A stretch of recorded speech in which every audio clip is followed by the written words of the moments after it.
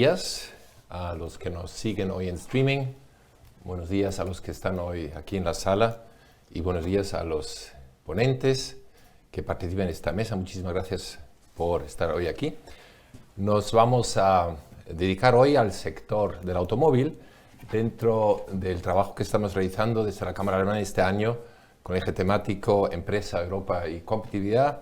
Justo antes del verano hemos tenido aquí una mesa redonda dedicada al sector farmacéutico y hoy otro área clave para la industria española y europea, que es el automóvil. Vamos a empezar hoy con una cita de Hildegard Müller, que es la presidenta del VDA, de la Asociación Alemana de Automóvil, lo que aquí sería ANFAC, que en el reciente feria del automóvil en Alemania, en Múnich, en la inauguración, dijo lo siguiente: el Salón del Automóvil. Las cargas desde Bruselas, pero también desde Berlín, siguen aumentando en contra de todas las promesas. El estrecho corsé de la reglamentación está frenando a las empresas, mientras que, por el contrario, la exigencia clave del momento sería el desbloqueo administrativo. Las condiciones para hacer negocios son cada vez más difíciles, afirmó. Estados Unidos y China, en cambio, esa es la cita, apoyan a sus empresas y han conseguido liberar fuerzas de innovación con menos burocracia y más libertad tecnológica. Fin de la cita. Esto es un poco para amenizar el debate de hoy y también señalar la importancia del sector automóvil y de lo que se haga y se deje de hacer. Vamos a tener una entrada primera por parte de Bernd Kottmeyer, director general de la Mercedes-Benz en Vitoria. Él es el nuevo director general de la fábrica desde abril de este año, graduado en Ingeniería Informática por la Universidad de Stuttgart y desde 2002 forma parte del equipo del grupo de Mercedes-Benz. Como director de la fábrica en Vitoria, es particularmente responsable de la transformación de la planta al vehículo eléctrico. Hasta cuando nos dejen, en 2035 creo yo, ya no pueden haber vans con gasolina o gasoil, así que para entonces todo eléctrico. Bernd Kottmeyer nos ha grabado un keynote desde Vitoria. Le vamos a escuchar unos 10 minutos y luego presentaré al resto de los participantes en esta mesa. Para que no nos olvidemos quiénes son los que están en la mesa, vamos a escuchar primero a Bernd Kottmeyer y luego presento a Iñaki Calvo, a Ricardo García y Jorge Morillo. Adelante.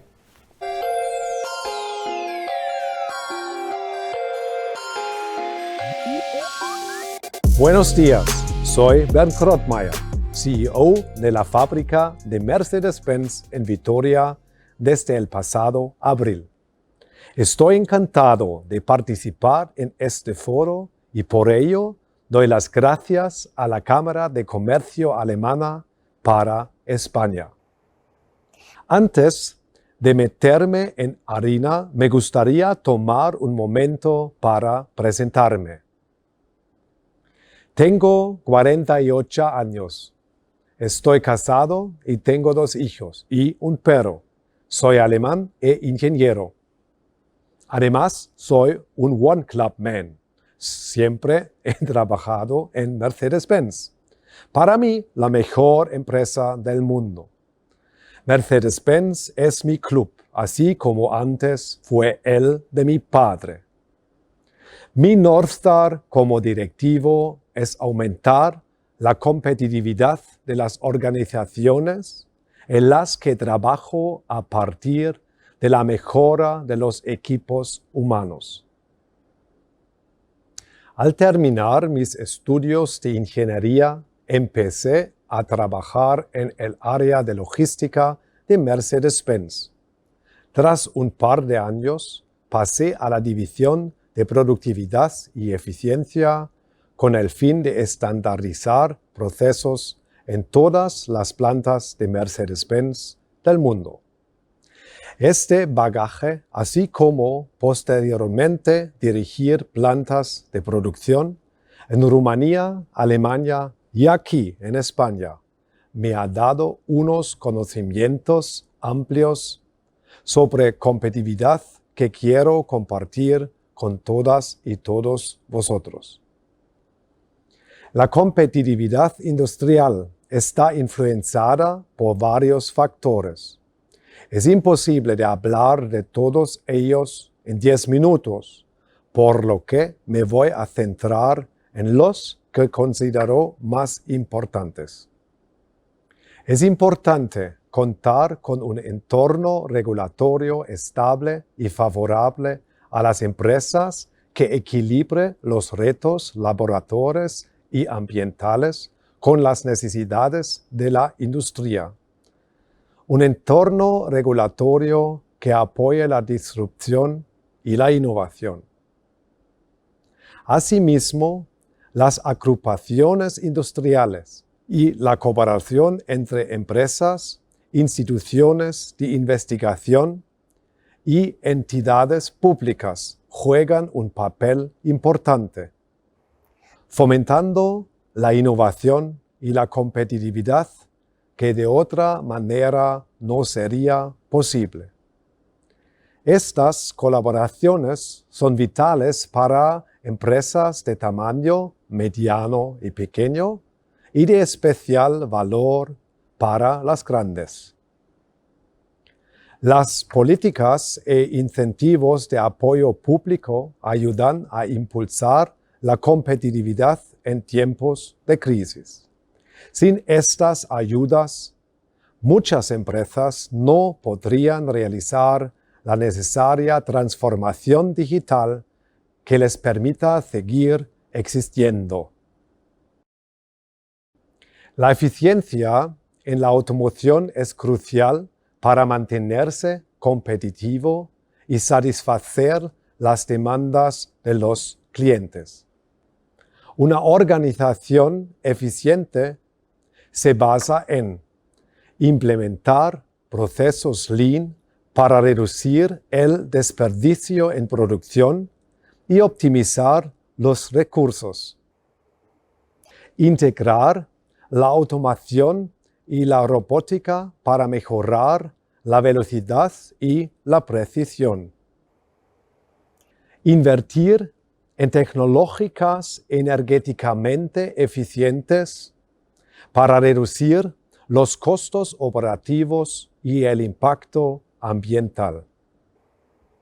Utilizar el análisis de datos, inteligencia artificial, robots colaborativos y tecnológica de gemelos digitales para simular y optimizar procesos de producción antes de su implementación. Establecer estrictas medidas de control de calidad para reducir defectos y retrabajos. Comparar continuamente los procesos, por ejemplo, hacer benchmark para identificar áreas de mejora. Utilizar técnicas de mantenimiento predictivo para reducir tiempos de inactividad. Otro factor fundamental es la innovación. Innovar significa arriesgarse. Debemos tener una cultura corporativa valiente, una cultura que deje espacio al nacimiento de nuevas ideas, que reconozca el fallo como parte del proceso, que valore la diversidad de pensamiento y busque la inclusión de enfoques diversos en la toma de decisiones. Y llego al punto más importante de mi presentación, el equipo humano. La transformación tecnológica es muy similar para todos los competidores. Son las personas y la cultura corporativa lo que marcan la diferencia. Es fundamental invertir en programas de formación y desarrollo continuo que mantenga a los equipos preparados para nuevos desafíos. Establecer una cultura de mejora continua, por ejemplo, Kaizen, que les anime a identificar e implementar mejoras eficientes. Estos equipos se gestionan por medio de una comunicación directa y transparente. Son equipos ágiles que demandan un liderazgo ejemplar en todos los aspectos. Nuestro papel como directivos es fundamental en la competitividad de nuestras empresas. Definimos la dirección estratégica, lideramos nuestros equipos, gestionamos recursos y fomentamos la innovación. Es complejo, sí, pero con el poder de nuestros equipos podemos dominar todos los retos. Muchas gracias.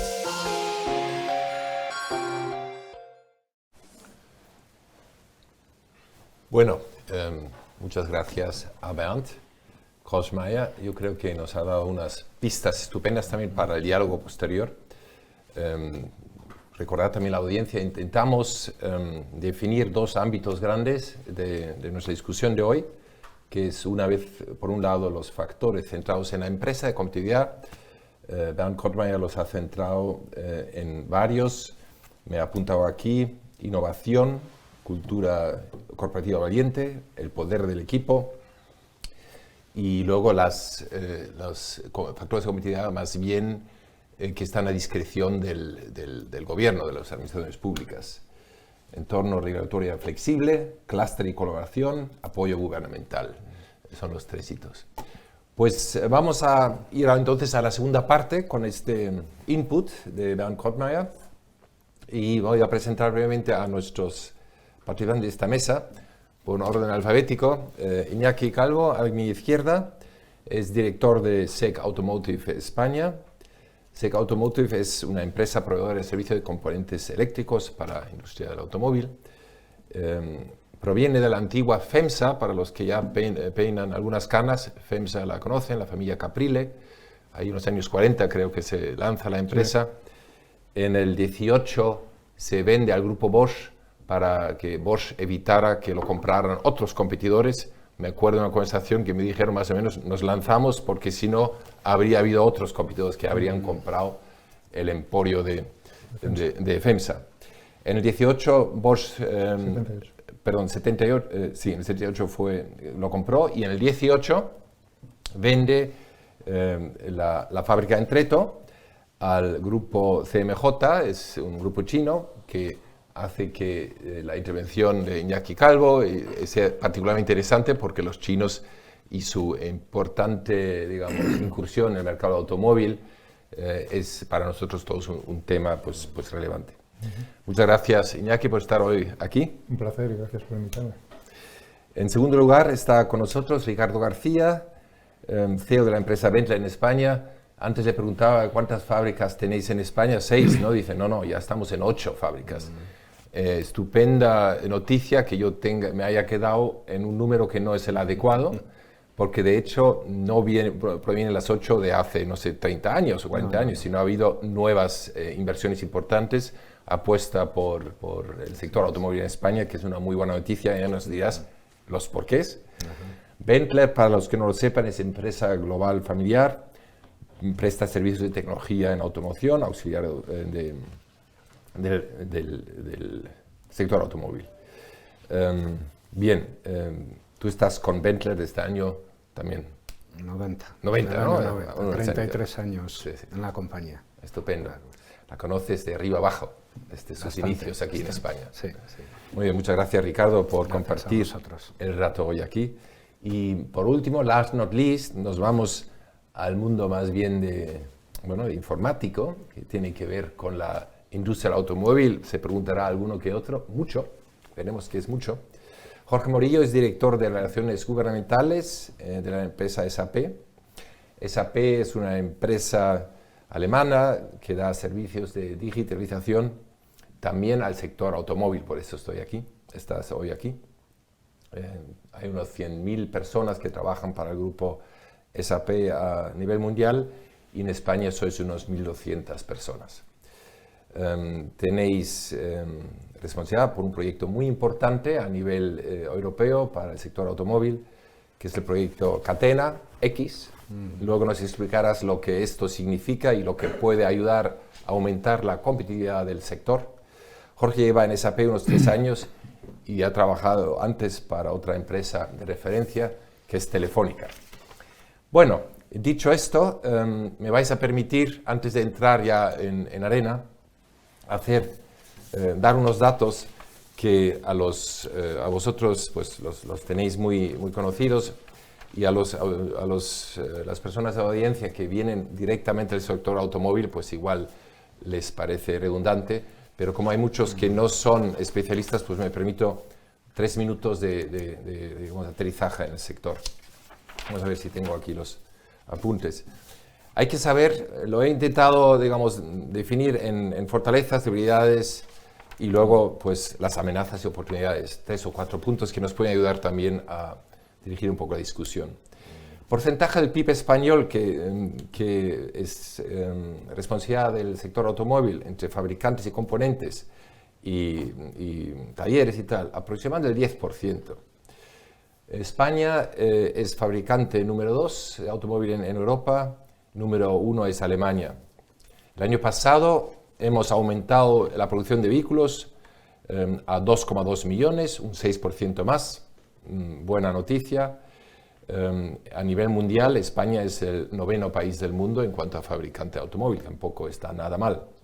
Hay 17 plantas en España con aproximadamente 4.000 millones de inversión anual y con muchísimo I+D+I. Eso es muy importante, que el I+D+I español, como en Alemania, en buena parte se dirige directamente al sector automóvil. Si no lo tuviéramos, el I+D+I español o alemán sería muchísimo menor.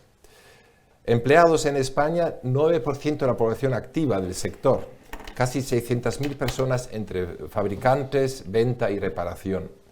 Es el 3% de la población activa la que se dedica a la fabricación, tanto OEM, finalistas como auxiliar. Equivale pues a una tercera parte de la aproximación la gente que trabaja en fabricación, 150.000 personas. Weaknesses, debilidades, pues todos en Europa nos quejamos de los costes laborales, son relativamente altos, y otros costes asociados también a la producción, en particular una legislación medioambiental, higiene y salud en el trabajo, pues exigente, que tiene un coste económico asociado. Entonces la presión política, la legislación medioambiental tiene su impronta, su importancia enorme, también cara siempre a la competitividad internacional, que es lo que nos interesa. El Euro 7, pues novedades ha habido, mucho temor, otros ya han invertido, en fin, hay una situación compleja. La noticia de Euro 7 de ayer, pues seguramente da pie a discutirla un poco. Y 2, el horizonte 2035, fin de los motores de combustión, incluyendo a los híbridos enchufables. Eso significa una radical transformación del sector que nos llega un poco tarde a los europeos, porque hay otros competidores que ya llevan unos años trabajando en ello y no es ningún secreto que China ya lleva 10 años trabajando fuertemente en la electrificación y nosotros venimos un poquito rezagados. Otro weakness, otra debilidad que se apunta es la importancia de los minerales necesarios para las baterías, todo lo que es las gigafactorías de baterías que nos estamos lanzando ahora, pues llegamos un poco tarde, pero ahí estamos, y los minerales los tenemos lejos. El licio, pues he oído que en Cáceres debe haber, pero parece ser que medioambientalmente no es muy fácil llegar a acuerdos ahí. Bueno, amenazas. Pues amenazas, he apuntado 3. Uno es, en agosto hemos tenido una caída de producción del 17% de la producción de coches, un poco inesperadamente. Agosto de 2023 versus 2022. ¿Por qué? Nuevos competidores que han surgido.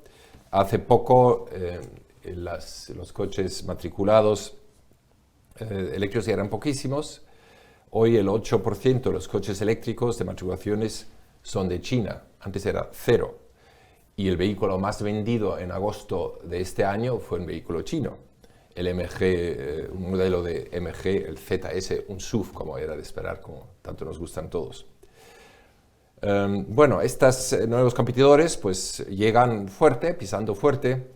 MG, esta empresa que se acaba de llevar un poco la palma en agosto, pues en el 2021, según datos oficiales chinos, pues ha recibido casi 600 millones de dólares de subvención directas y bueno, y van pisando fuerte. Aterrizaje comercial de nuevos modelos estupendos, el Homo del grupo Chery. Los americanos con sus vehículos Tesla tan estimados fueron los primeros y están barriendo. Y luego quizás otra amenaza, el sector de coches pequeños y medianos, donde hay pues mucha preocupación que los europeos no consigamos a producir vehículos de 20.000 euros y por debajo. Os quiero hacer una cita aquí de la expansión del otro día, que lo recoge del Financial Times, de Oliver Zipse, el CEO de BMW. Decía lo siguiente: ha advertido que los planes de la UE de prohibir los vehículos con motor de combustión están empujando a los fabricantes europeos de coches más baratos a una guerra de precios con sus rivales chinos, extranjeros, que probablemente no ganarán. El segmento básico del mercado automovilístico desaparecerá o no lo cubrirán los fabricantes europeos, decía Oliver Zipse. Así que este sector, que para nosotros todos es muy importante, pues también está un poco en entredicho. Por último, el tema del reto demográfico, mano de obra cualificada, ¿hay suficiente o no? Yo creo que es un tema que el relevo generacional en la industria del automóvil es un reto y parece ser que se está empezando a preocupar. Oportunidades, ciertamente la electromovilidad, que es un riesgo, es una amenaza, también es una gran oportunidad.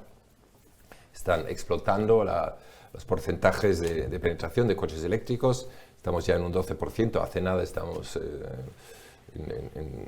cercanos al 1%, hay mucha innovación posible, grandes fábricas de gigafactorías en Zaragoza, en Vision, en Navalmoral, ciertamente la de Volkswagen en Valencia, en fin, y no son los únicos proyectos, hay varios más en Zaragoza, pues Stellantis quiere montar probablemente una. Bueno, hay unos modelos eléctricos ya buenos europeos, pero bastante carillos comparado con la competencia. Luego hay una red de datos, quizás que nos puede ayudar mucho a trabajar mejor. Y luego ya el último apunte de oportunidad. No todos son, la gobernanza pública no es solamente negativa. La Euro 7 en su nueva versión quizás sea una oportunidad. Y luego ciertamente el PERTE 1, PERTE 2. Me gustaría mucho saber vuestra apreciación en vuestro particular tejido, cómo se está notando, cómo se está ayudando. Y luego el tema los posibles aranceles que el otro día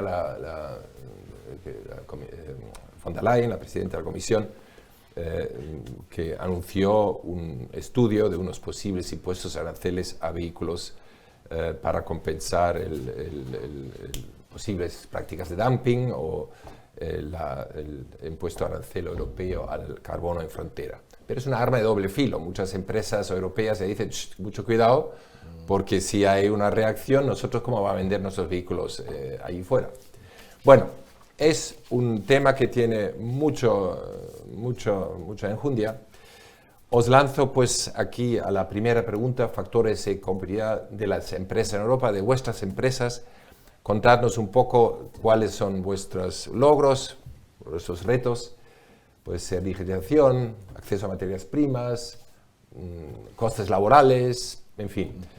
Empiezo con Ricardo, en Burgos, que está a mitad de camino entre Madrid, que está aquí Jorge, y de Treto, que está en Cantabria. Muy bien, pues muchas gracias. Yo creo, Walter, que todos los retos que has mencionado efectivamente son factores de competitividad claros, pero quizás por indagar o ahondar un poquito más en alguno, yo empezaría por la inversión en formación.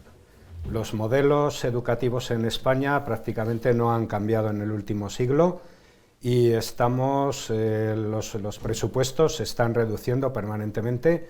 Y aquí quiero echar un capote a la Cámara de Comercio alemana, que está haciendo una gran labor con la formación profesional dual. Nosotros en Benteler también lo hacemos incluso la formación universitaria dual. En los últimos años hemos estado en fase de crecimiento, hemos necesitado muy buenos profesionales y realmente con este sistema educativo lo hemos conseguido. También diría invertir en salud. En salud es un gran lastre para la competitividad en las empresas. Hoy en día los absentismos, creo que lo estamos sufriendo todos, desde el COVID nos han multiplicado por 2 prácticamente. Es un tema muy preocupante y ahora mismo que tenemos tanta falta de personal cualificado, las edades de jubilación se están acortando, no nacen nuevas personas, entonces yo creo que es un método de poder seguir manteniendo la población activa durante más tiempo. Lógicamente, ya se ha mencionado, la competitividad es muy importante para la competitividad, la investigación y el desarrollo, y en España siempre ha sido una asignatura bastante pendiente. Mencionabas en el sector del automóvil quizás sí, pero en global es una asignatura muy pendiente. En España más o menos invertimos el 1,25 de nuestro PIB, en otros países como la media de la Comunidad Europea, creo recordar que está por el 2,30 o algo así, y en países como Alemania o Suiza estamos por encima del 3%. ¿En inversión en? I más D más I. Uh-huh. El 1,25% del Producto Bruto, y entonces pues ahí yo creo que tenemos una gran oportunidad de poder mejorar. También inversión en infraestructuras, tanto físicas como digitales. Ahora estamos hablando del coche eléctrico y las infraestructuras brillan por su ausencia. Va a ser muy difícil, no es tan difícil fabricar el coche, pero es mucho más difícil que después lo podamos cargar, a no ser que vivas en tu casa unifamiliar, pero yo no me imagino ahora cómo pueden cargar en una comunidad de vecinos de 400 personas o cómo puedes cargar por la calle, y tenemos varias experiencias para llegar de un punto A a un punto B que multiplicas por 5 o por 4 el tiempo de estancia en la carretera. Sí. Y finalmente, también ha sido mencionado por Bernd, bueno, pues tener una regulación inteligente y que ayude a los proveedores, a los OEMs. Estoy hablando de la industria de automoción, pero me refiero en general a la industria, a que no sea una legislación cambiante, que hoy es así, mañana es así, no sabes a qué atenerte, y los inversores o los propios directivos, la propia gente, no sabemos a qué atenernos, ¿no? En el último punto, pregunta, tú dices, debe ser, ¿cómo ha sido o cómo está siendo? ¿Es una legislación inteligente? ¿Qué nota le das? ¿Estáis satisfechos? ¿O no, podría mejorar muy mucho? Puede mejorar notablemente, puede mejorar notablemente. Lo que en este caso te he obligado a no ser políticamente incorrecto, pero yo creo que en este momento tú lo... Hay muchas trabas, hay mucha burocracia, y lo que necesitamos es que, bueno, nuestros inversores no están esperando 5 meses a que la administración nos dé una solución. O ya, o me voy a otro sitio. Entonces perdemos competitividad. Muy en línea de la señora Müller, con la cita esa que me he permitido recoger al principio de nuestro... Ha hablado de las infraestructuras eléctricas. Tú seguramente has venido hoy, Iñaki, de este Treto, que has venido esta mañana saliendo pronto con un coche eléctrico y has hecho los 600 kilómetros con algún vehículo eléctrico, o quizás no fiándote del todo de los 1000 kilómetros que supuestamente hace, has cogido tu vehículo de diésel, no lo sé. Cuéntanos tu percepción. Bueno, ya por aclararlo, bueno, me lo has preguntado, evidentemente es un diésel de 3 litros, pero lleva mild hybrid, o sea, lleva una hibridación suave, es decir, de 48 voltios. Así que además es, por cierto, lo que fabricamos en la fábrica de Treto. Con lo que estamos en el ajo. Cuéntanos. Y ahí si quieres, casi empezando por la buena noticia del Euro 7 de ayer. O sea, al final se ha pospuesto 2 años, hasta el 27 la entrada para turismos y 29 para el vehículo industrial, pero es una buena noticia, aparte de una buena noticia para Europa y el tema de emisiones, que dé un respiro a la industria para adaptarse.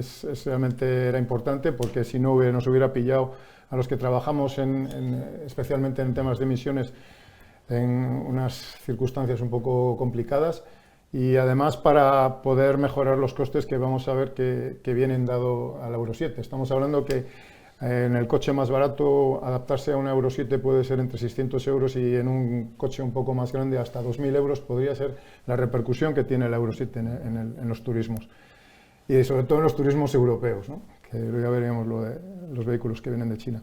Si hablamos un poco de la fábrica de Treto, bueno, la fábrica de Treto es una fábrica que se dedicaba tradicionalmente a hacer producto convencional, alternador y motores de arranque, donde desde el año 2019, tú nos conoces, vimos que la situación iba ya cambiando, ya había una caída del mercado, porque nosotros trabajamos con motores diésel grandes, sobre todo producimos alternadores para motores diésel grandes y demás, y ya había una caída del mercado en ese sentido.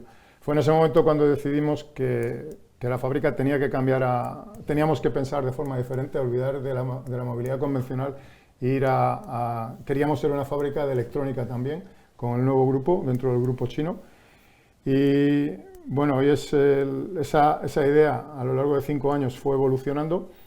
Hoy podemos decir que somos una fábrica que tenemos el producto convencional, hacemos la hibridación de 48 voltios, pero luego nos hemos transformado en una fábrica de movilidad sostenible. Creemos que hemos entendido hacia dónde va y hoy ya tenemos en producción, tenemos en serie, fabricamos motores y controladoras para motos eléctricas, para clientes en el País Vasco y además empezamos ahora también con bicis eléctricas. Entonces, esa transformación, hemos hablado, por ejemplo, de los temas de la competencia técnica en España y la dificultad de contratar. Cantabria quizás es un poco una isla, ¿vale? Y es una isla porque la industria en Cantabria es muy pequeña, o sea, no llegamos al 20% que ha hecho nuestra presidenta ahora, que María José Seguro, que vamos a llegar a no sé, 20 y tantos. Espero que sea ayuda. Con vuestra ayuda. Ahora, sí, por supuesto. Pero ha sido una Cantabria es una excepción en este tema, que entiendo lo que dice Ricardo, porque normalmente si te vas a un centro donde además tienes un OEM, buscar una competencia técnica en un área de logística, en un área de ingeniería, es complicado porque tienes una competencia muy fuerte. Y luego podríamos hablar también de la actitud de las nuevas generaciones en cuanto al encuentro de puestos de trabajo, ¿no? Pero nosotros tenemos la suerte de que en Cantabria no hay unas industrias fuertes y la captación, Cantabria es un paraíso, lo siento, es un paraíso. Y captar talento nos ha salido relativamente fácil en los últimos años. Hemos creado un equipo de software y un equipo de hardware, que desarrollamos ya las nuevas controladoras eléctricas en la fábrica para los inverters de 48 voltios. Y eso es porque realmente hemos podido captar ese talento que en otros sitios es difícil. Las universidades y los clústeres que ha dicho Ben, es cierto que funcionan muy bien. En Cantabria el clúster somos más pequeños, no somos un clúster como el del País Vasco, Acicae o uno de estos, pero bueno, nos movemos y somos capaces de retener el talento. Buenas noticias, entonces, una nota muy positiva, gusta escucharlo. Nos encontramos ahora mismo con un plan de inversiones cercanos a casi 30 millones de euros. En una línea nueva de electrónica y sobre todo para la hibridación. Que eso es también gracias al tema de la Euro 7. De Euro 7, sí. Un poco recupero la idea que antes en el vídeo nos comunicó Bernd Kortmeier, una cultura corporativa valiente, capaz de innovar ahí donde hay riesgos. Porque claro, nos has comentado brevemente la transformación de los alternadores antiguos, ahora estar con bicicletas y tal, y coger gente muy cualificada para electrónica y tal, pues es una apuesta. Me imagino que has costado dinero y te has jugado un poco también el pellejo, o la fábrica y ha ido bien la apuesta. Al principio era de los presupuestos de fábrica, luego ya el headquarter en Stuttgart nos ha apoyado. Y esto es la apuesta valiente, ¿no? De la fábrica que dice, mira, lo vamos a atrever, y luego al final la matriz lo acepta. Conocemos casos múltiples de este talante, que la fábrica local se atreve a unas cosas que la matriz prefiere no saber demasiado de ello, porque si va mal, la responsabilidad ha sido el lugar, y si es bueno, lo asume como logro del grupo y logro de todos, ¿no? Entonces, así que, cultura valiente. Jorge, cuéntanos un poco factores de competitividad a nivel de empresa, a nivel de gobernanza gubernamental. Quizás quieras presentarnos también el proyecto Catena. Adelante.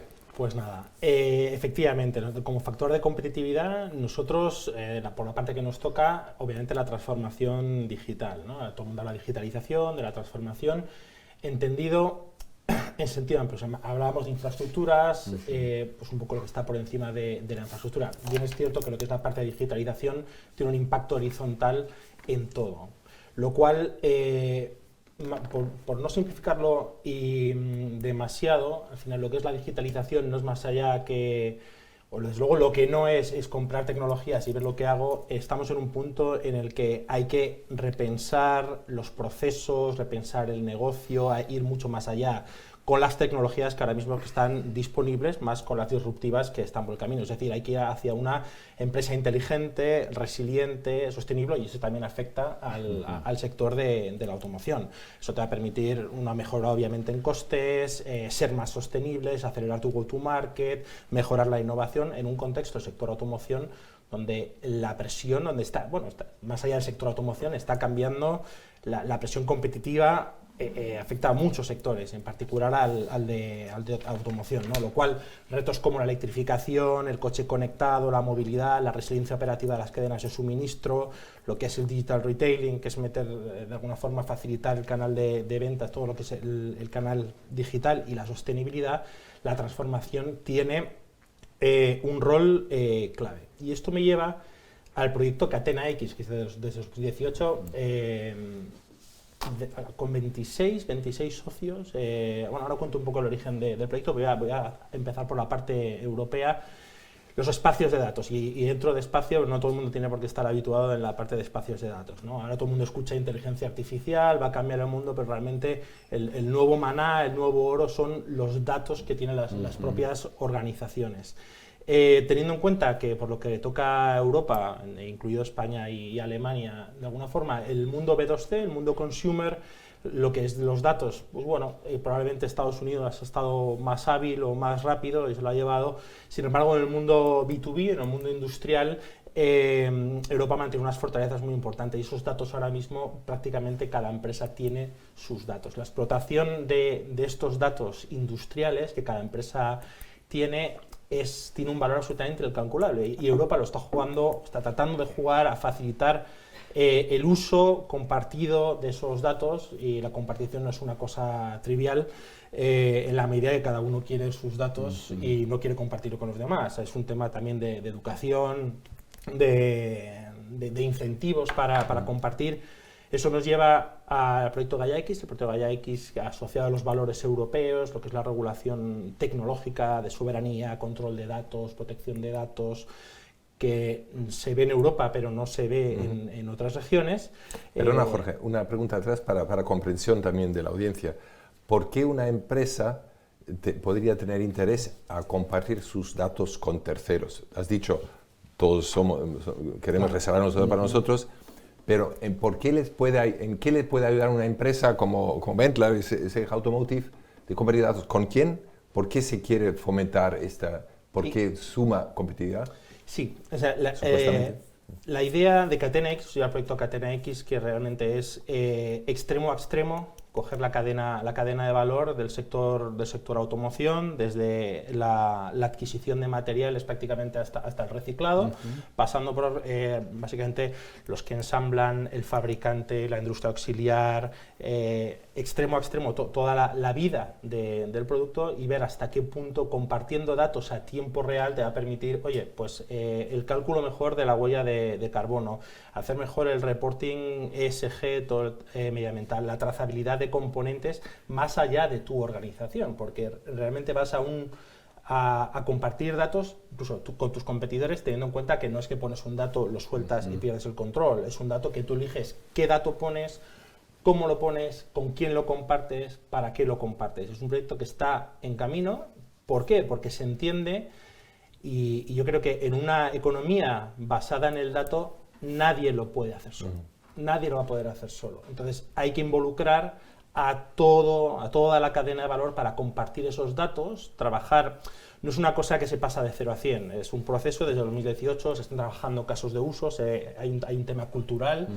Compartir datos, la primera reacción es no lo comparto, pero trabajando en casos de uso que determinados socios puedan ver valor, pues bueno, se está avanzando y desde luego es el camino, que es compartir esos datos para mejorar la competitividad frente a otros, teniendo en cuenta que Catena X no es un proyecto, es un proyecto que nació en Alemania, concretamente, Catena X, que es un proyecto con aspiración europea, incluso más allá de Europa. Es decir, Catena X tiene la ambición de ser global, poner un poco las condiciones de uso de datos a nivel global, pero las condiciones europeas, ¿no? Entonces, este camino que estamos avanzando, ya 160 socios, de los 28 que éramos en 2018, ya 160, de todos de Tier 1, Tier 2, fabricantes, proveedores de materiales. Bueno, pues estamos avanzando, aprendiendo y desde luego estamos convencidos que es el camino para la mejora de la competitividad del sector automoción, donde nosotros estamos francamente involucrados. Tenemos mucho que contar todavía y que descubrir. Pues un factor de competitividad más que nos viene apoyado en este caso por el gobierno, por los fondos europeos, ¿no es verdad? ¿Qué dinero invierte Europa en este proyecto Gaia X, que es el proyecto europeo, están canalizando, yo creo que van a canalizar alrededor de unos 10.000 millones de euros para toda Europa a través de los Digital Euro Programs de I+D y luego a través de los países y porque igual que Catena X es un proyecto alemán, luego el espacio de datos español de movilidad también se está pensando, en un espacio de datos pegada al gobierno, que lo lleva el Ministerio de Transportes y Agenda Urbana, pero luego está un poco más incipiente, teniendo en cuenta que el espacio de datos español pues también deberá, porque Gaia lo que quiere es que aprenda unos de otros, Catena X puede alimentar al español, al italiano y la aspiración, pero en el caso de Catena está financiado con fondos del gobierno alemán, una inversión importante y desde luego es la punta de lanza del sector automoción, teniendo en cuenta que Catena X es para el sector automoción, hay como 10 sectores e incluso una vez que se organice cada sector podrá haber casos de uso entre sectores. Sí. Muy bien. Me gustaría volver a un punto que surgió antes.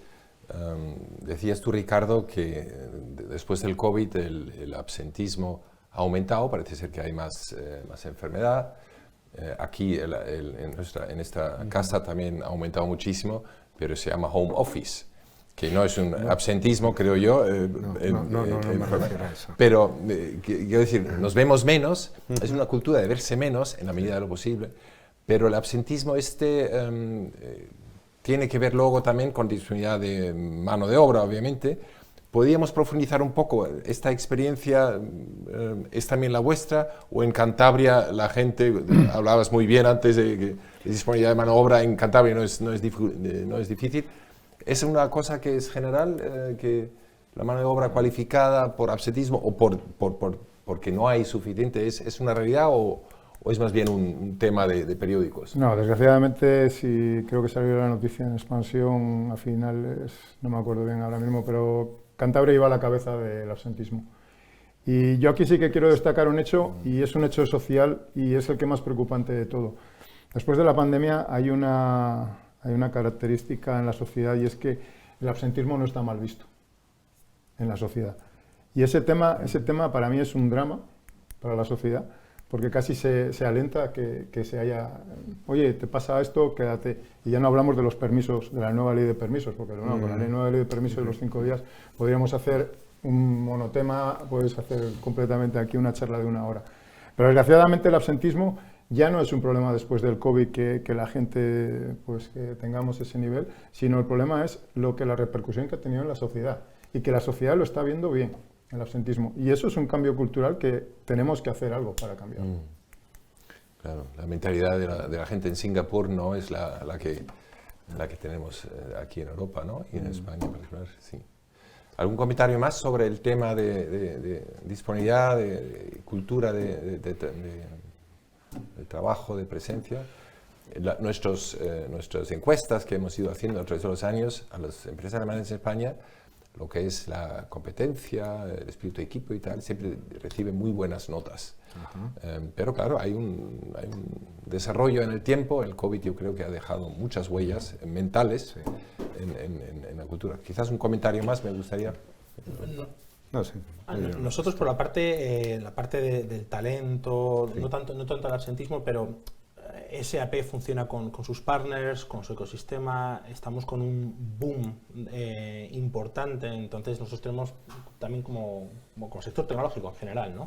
Un problema de atraer talento al ecosistema, competimos con otros ecosistemas y parte de alguna forma lo que hay que hacer es la recualificación y de eso es una oportunidad para personas, gente que se puede recualificar, puede entrar al ecosistema donde hay un trabajo de calidad y un trabajo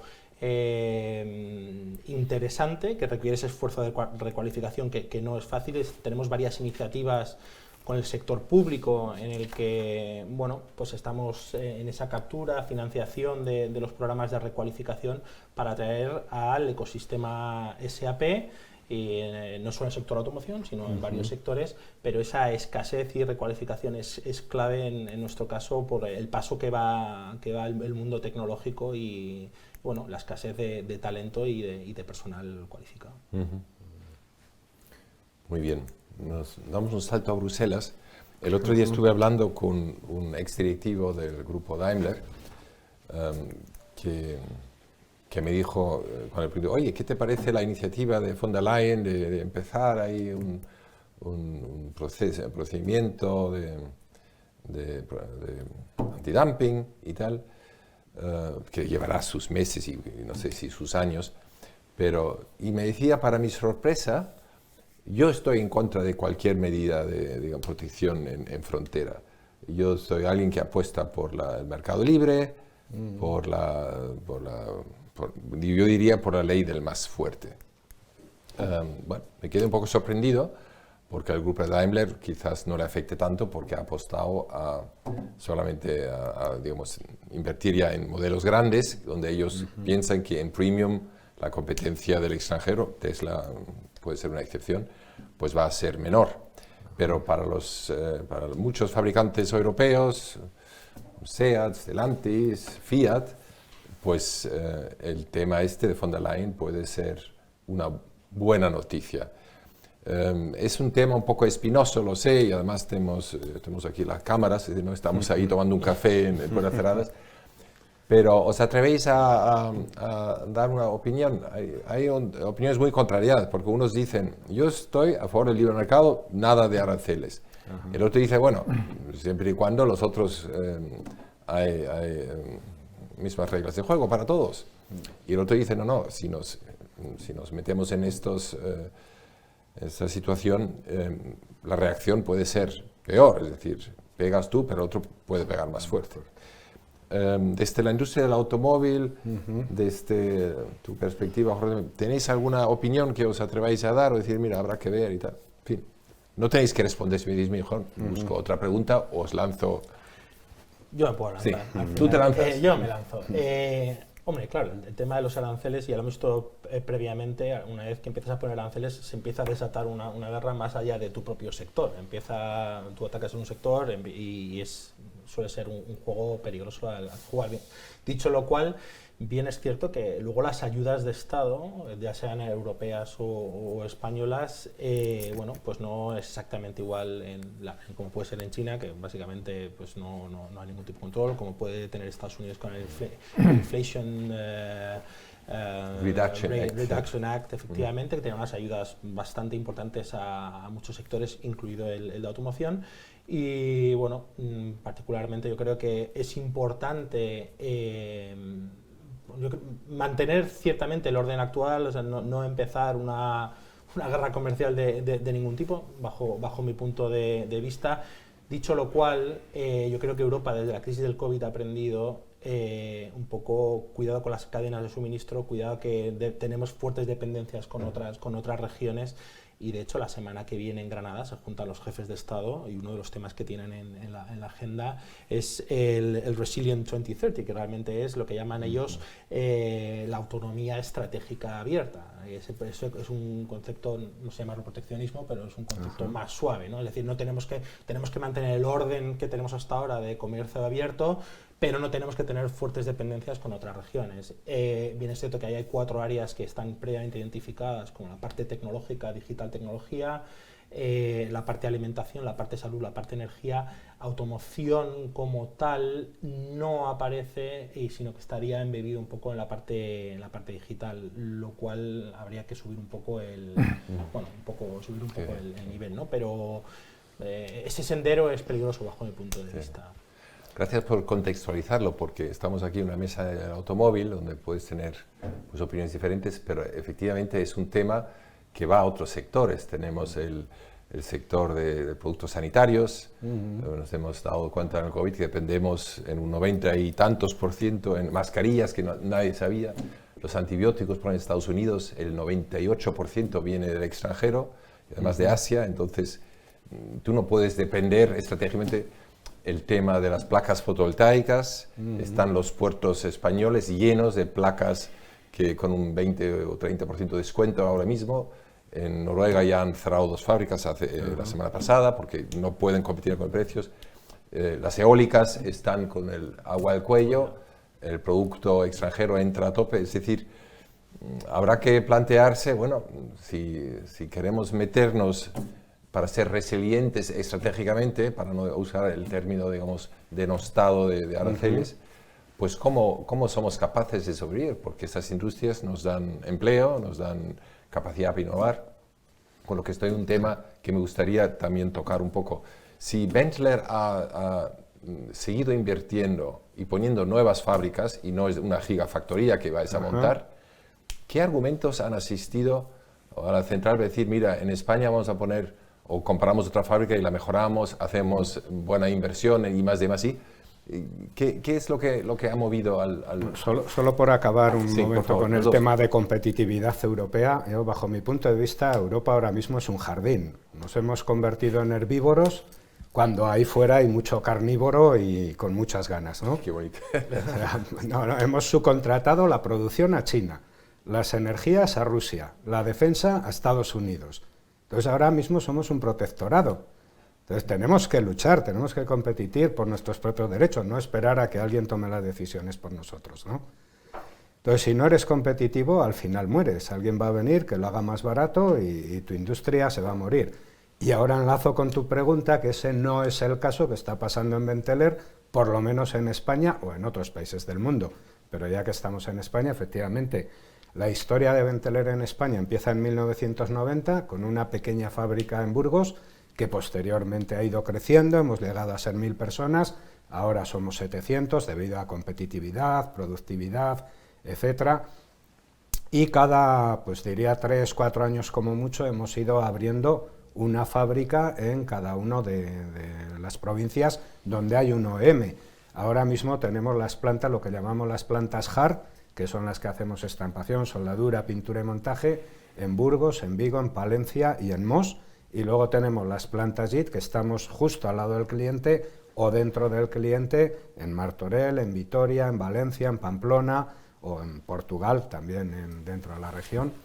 ¿Y por qué? Pues porque hemos ido demostrando, y antes lo comentábamos un poco, que parece que los españoles no nos sabemos vender muy bien.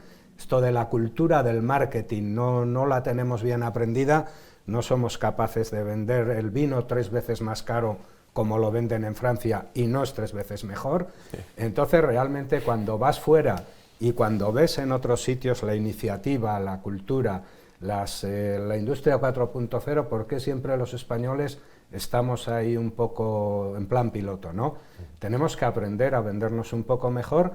Y realmente este es el éxito, ¿no? Luchar, sacrificarte, no hay ninguna fórmula mágica que no sea trabajar 24 horas, 7 días a la semana, y si esto lo haces, al final vas copando mercado, vas cogiendo mercado y vas ganándote la confianza de los headquarters, donde invertir, aquí o allá. Y bueno, pues España hoy todavía es un país donde por lo menos los alemanes, y creo que los americanos, los chinos, tienen confianza y siguen invirtiendo.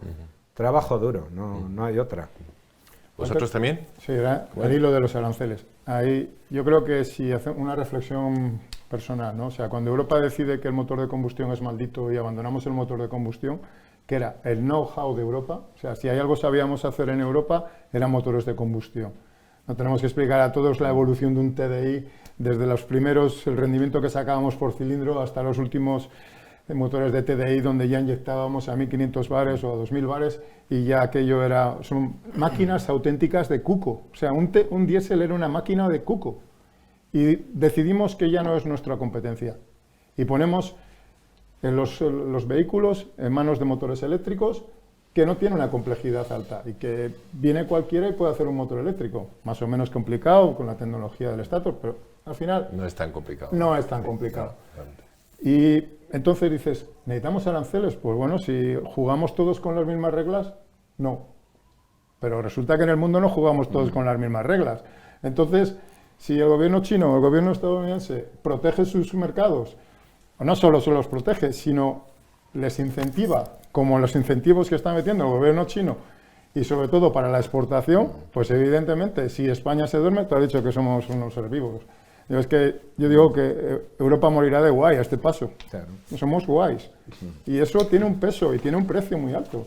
Entonces, si no ponemos trabas realmente a ese problema, pues tú has mencionado el tema de que el MG ha sido líder de ventas en España, pero en Suecia fue el BYD, el Atos 3, ha sido líder de ventas eléctrico en Suecia. Entonces, si no ponemos trabas, pues entonces el mercado de automovilístico, la industria automovilística europea tiene un problema serio. Y Jorge, no estoy de acuerdo contigo, no hemos aprendido la lección del COVID. La exposición que tenemos en el supply chain, la exposición que teníamos a Asia, nosotros en particular, es muy alta, casi un 60%. Cuando pasó el tema de los contenedores, con un precio del contenedor a 18.000, que te sube el de 40 pies, te sube de 3.000 euros, te sube a 18.000. Y ves la exposición que tienes y cómo tu posibilidad de negocio, tu resultado final tiene una dependencia altísima con el supply chain. Y yo dije, yo creo que hemos aprendido en Europa. Creo que no podemos depender todo el tema del metal y tal. Se hizo una declaración de buenas intenciones, pero la memoria es muy corta y ya estamos se nos igual. Está olvidando, efectivamente. Estamos igual. Yo efectivamente no quería expresar la idea de, oye, proteccionismo, porque desde luego estoy en el otro lado, pero es cierto que hasta ahora nadie había dado una pensada y ahora sí que están poniendo iniciativas encima de la mesa. Y yo me he escuchado hartar, es que Europa no producía un gramo de paracetamol, que lo tomamos todos. Entonces tenemos unas fuertes dependencias que no significa traerlo todo de vuelta, sino, oye, la cadena de suministro tiene que ser fuerte, obviamente hay que tener dependencias, es una apuesta por el comercio mundial. Yo sí que he percibido ese cambio de una preocupación nula a verlo en la agenda. De ahí a que salga algo que queda mucho camino todavía, ¿no? ¿Y la velocidad de la agenda política? Es la velocidad que tienen ellos siempre. O sea, el problema es la velocidad de la agenda política. Eso es, sí.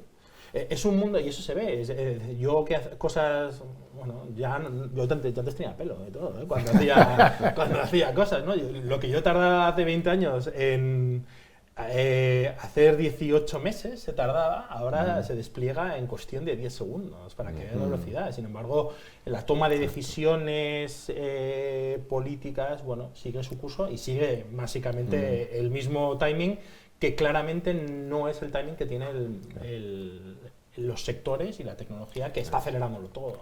Antes hacíamos referencia a la velocidad de los trámites, ¿no? Lo importante que es que se acorte, que algo no puede dar 4 años, 3 años. Recuerdo hace poco en una mesa así con un conseller en Cataluña, una de las empresas dijo que una inversión muy importante se había hecho al final en Castilla-La Mancha. ¿Por qué? Porque nos tardaron, desde que solicité el permiso hasta tener la primera unidad en fabricación, tardamos 14 meses. Pero para ponerlo todo, porque el permiso llegó a los 8 semanas o lo que sea. Y ustedes aquí, y el conseller pues tomó buena nota, aquí pues podemos haber tardado no sé cuánto tiempo. Es decir, la velocidad de los trámites es clave para no estar fuera. Y estaba acordándome ahora cuando hablamos de estos temas de la industria solar, que fue el tema Energy for Europe, el eje temático el año pasado. Y ahí vimos que la industria solar europea, que era tan protagonista como lo fue o lo es el automóvil en Europa, por ser líderes en tecnología, y hemos empezado los primeros, pues hace 10 años más o menos se fue a pique porque digamos, la tecnología empezó a estar también en otros países. Hubo una estrategia de dumping brutal. La industria europea, Solar Europe, pues reclamó a la Comisión que se tomara medidas, empezó a estudiarse el tema. Al final de mucho tiempo, se había desaparecido ya prácticamente todos, se puso un precio mínimo que se ha mantenido un tiempo, y entonces la industria europea ha desaparecido. Hoy el 90 y pico % de los módulos viene de otros países, básicamente de uno. Y en 2018 los aranceles se vuelven a quitar porque políticamente se decide que hay que promocionar la industria verde, digamos, menos energía sucia y tal, tejados solares para todo el mundo. ¿Y qué se hace? Pues el nivel de precio, que ya era bastante ridículo, volverlo a quitar, es decir, que se quitan los aranceles en 2018 y ahora están en frontera, están los almacenes llenos para entrar en el país con precios que los pobres brotes verdes que han ido naciendo en los últimos años vuelve a arrasar. Cualquiera se atreve a tomar una inversión valiente, cito a Bernd Gottmeier, una cultura valiente, pues yo para lo que yo puedo responder sí, para mi equipo y lo que sea, pero claro, si el gobierno me dice hoy es sí, mañana es asa. Como último dato, y luego pasaría la palabra a la audiencia, tenemos alguna persona aquí del sector que quizás quiera decir algo, o en redes. Apunté el otro día, preparándome a esta reunión de vosotros, que la capacidad de producción de vehículos mundialmente, de vehículos eléctricos, pues es interesantísima verla. Nosotros tenemos muy poca capacidad en Europa. Ahora mismo China tiene un mercado nacional que absorbe 7 millones de vehículos eléctricos al año, que se dice pronto, no sé cuántos absorbe toda Europa, pero 7 millones ya están haciendo. Han quitado las primas de compra, no los necesitan ya, pero la capacidad de producción son 15 millones en breve, el doble. Estados Unidos, de hecho, ha cerrado las fronteras al vehículo eléctrico extranjero, quieren su producción, hemos hablado del Inflation Reduction Act, y estos 7, 8 millones de vehículos que se pueden producir, que no se van a quedar en parking, pues tienen que buscar un mercado, no van a irse a África, ni se van a ir a Sudamérica, tienen que ir aquí, y por eso aquí se está jugando una batalla en breve colosal, porque son 7 millones de vehículos que buscan salida. Y luego leía yo que todas las empresas dan pérdidas, menos BYD. Todas las demás fabricantes de automóviles dan pérdidas. Y claro, subsisten porque los gobiernos regionales y el nacional, pues dice, esto es una apuesta estratégica, el plan de creo que 7 a 8 años tienen ellos, entonces vamos a saco. Entonces, o nos empezamos ¿cómo decías tú? Que la gente bonita... un jardín. Claro, no podemos seguir siendo solamente herbívoros, habrá que tomar un poco de ganado, aunque seamos muy vegetarianos. Bueno, yo creo que hemos tocado muchos puntos, eficiencia de fábricas, digitalización, cadenas de valor, el sector externo, las administraciones públicas, la enorme rol que tienen, seguridad.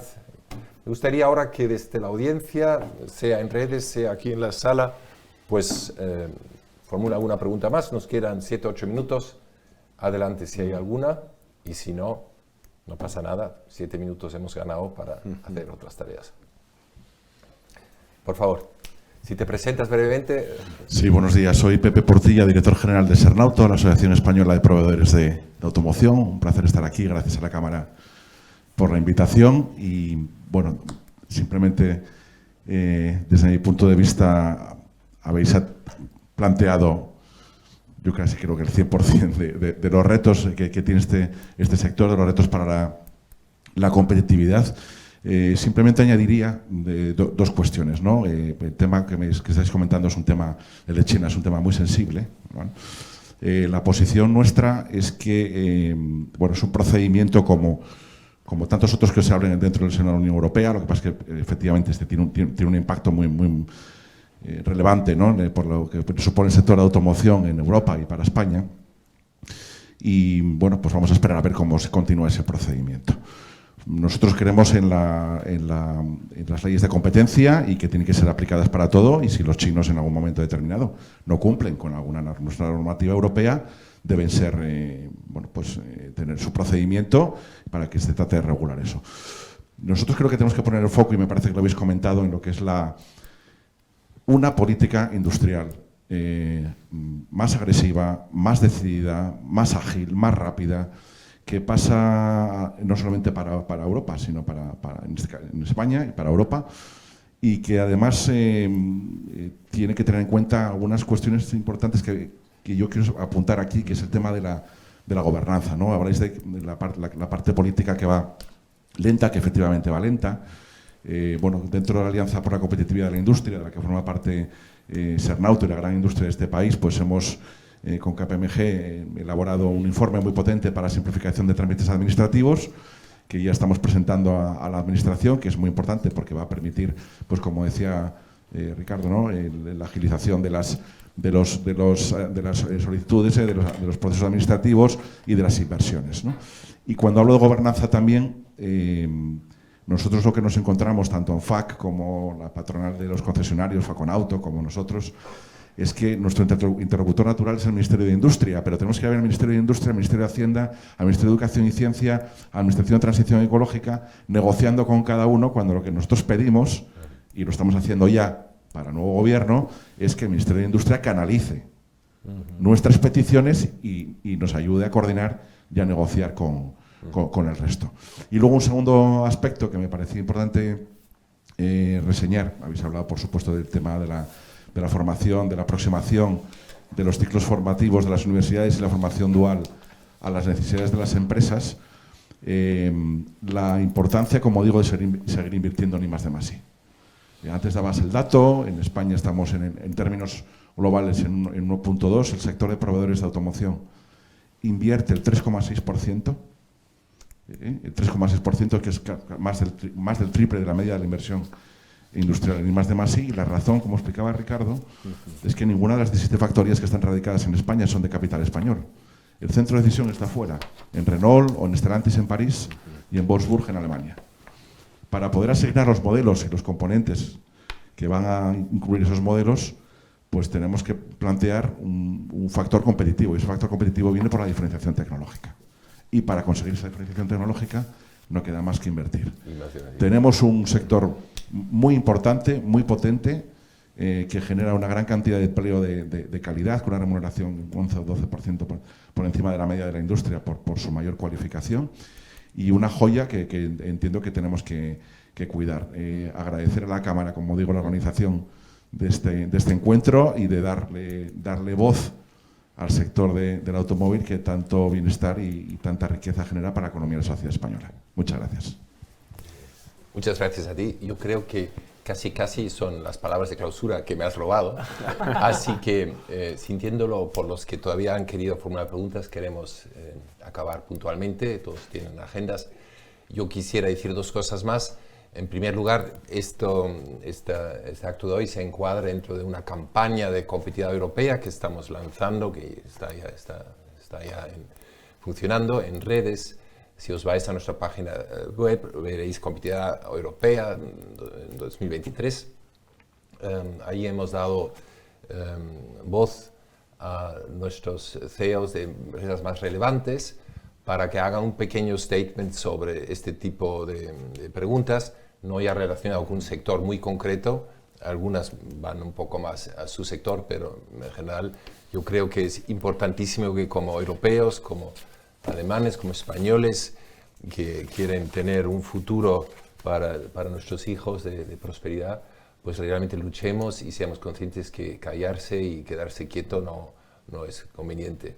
Lo segundo, ya para culminar este eje temático, como todos los años tenemos un encuentro empresarial, creo que es el 8º, en Madrid, el día 26 de octubre. Allí lo estamos viendo. 26 de octubre, aquí en Madrid, en la Fundación Rafael El Pino. Tendremos 2 mesas redondas que discutiremos sobre estos temas, pero ya no enfocado hacia un sector concreto, pero obviamente son directores de empresas de algún sector. También tenemos una persona del COE que representará un poco la visión del entramado industrial español. Así que estáis invitadísimos a estar allí. Si no podéis estar, pues habrá un streaming al final. Pero Lucy Bombón, que nos suministrará luego el Pisco Labis, el almuerzo, pues igual es un argumento más para no seguirlo en streaming, sino estar presente y participar también del networking de calidad que vamos a hacer ahí. Espero que no haya olvidado nada más. Martín. Tenemos una pregunta última, red, cortita. A ver, para una de la red. Justicia, a los que nos siguen. Vale. Sí, no, es para dar voz también aquí al público en streaming, que es más numeroso que en la sala, claro. Y aquí hay varias preguntas y comentarios. Quizás para leer uno, ¿no? Aquí sobre el PERTE, que es también del sector automoción de la empresa Franz Dr. Schneider en Valencia, que dice Carlos Revert, nuestro socio, buenos días. En mi opinión, el PERTE BEC 1 ha sido un auténtico desastre por varios motivos. 1. La tardanza en su puesta en marcha. Se anunció como el instrumento que estaba destinado a mitigar el impacto del COVID en la industria de automoción y, sin embargo, los fondos llegaron a las empresas en julio de 2022. Segundo, la extrema complejidad burocrática, y lo destaco en mayúsculas, porque nunca en mi carrera profesional me había encontrado con normas de tramitación tan difíciles de entender, interpretar y cumplir. Y tercero, el importe finalmente adjudicado a las empresas fue sustancialmente inferior al anuncio inicial de los 3,5 mil millones de euros. ¿Vale? Como, nada, un comentario aquí del público. Hay más, no hay tiempo para los todos, pero lo lanzo aquí. Bueno, un comentario altísimamente cualificado. No hemos entrado en el PERTE, hemos hablado de las burocracias y de las cosas así, así muy por encima. Yo creo que lo que Dr. Schneider, nuestro amigo Revert, ahí nos cuenta, lamentablemente es una realidad que podéis confirmar. No es una voz, sino es una voz en general. Si alguien está en streaming del Ministerio de Industria o de transición demográfica o energética, pues que nos escuche, que escuche la voz de las empresas, que no son solamente las españolas, que son las europeas, porque en Alemania, mutatis mutandis, pasa algo similar. La queja es general. Tenéis que ser más rápidos, no nos hagáis, digamos, no nos hagáis morir en la carrera. Añadir un último punto de este tema, porque es perfecto el comentario, solo se le olvida un tema. Lo que no se entendía cuando estábamos solicitando los PERTES es que cualquier inversión no estuviera cubierta hasta que no tuvieras la resolución final del PERTE. Eso era una pérdida de oportunidad del mercado terrible y no se daba cuenta el Ministerio. Entonces tú no podías ejecutar nada hasta que no tuvieras la resolución. Y eso fue, ya con los plazos que ha dado él, que están perfectamente definidos, fue una pérdida de oportunidad para el mercado europeo también y para el mercado español en este caso. Para nosotros fue insalvable, ¿eh? Lo vimos y una barrera insalvable para poder participar. Directamente insalvable. Sí, la complejidad. Básicamente estoy de acuerdo con los comentarios. También es cierto que era la primera vez que se trataba de algo de esta magnitud y dejémoslo en que todo es susceptible de mejora y bueno, quizás en el PERTE 2 están aprendiendo un poquito más, un poco más ágiles. Debe ser mucho más aún, efectivamente, pero bueno, no era fácil para algo desconocido. Para picar una lanza en favor del gobierno, nosotros recibimos el MOVES. El MOVES fue mucho más ágil, del Ministerio de Transición Ecológica ha sido mucho más ágil y mucho más rápido. Bueno, muchas gracias a todos por participar, por hablar aquí también a corazón quitado, se dice, un poco abiertamente, porque aquí no se trata de ventilar pues opiniones políticamente correctas, sino ir a saco, ¿no? Gracias, Jorge, Ricardo, Iñaki, por estar hoy aquí.